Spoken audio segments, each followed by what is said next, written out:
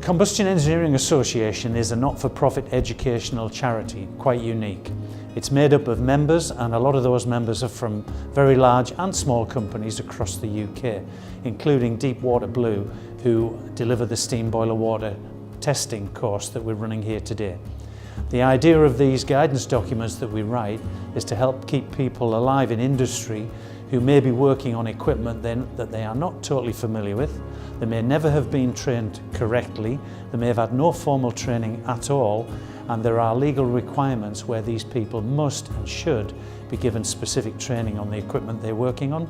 So the CEA and its members are here to try and help and keep people alive in industry.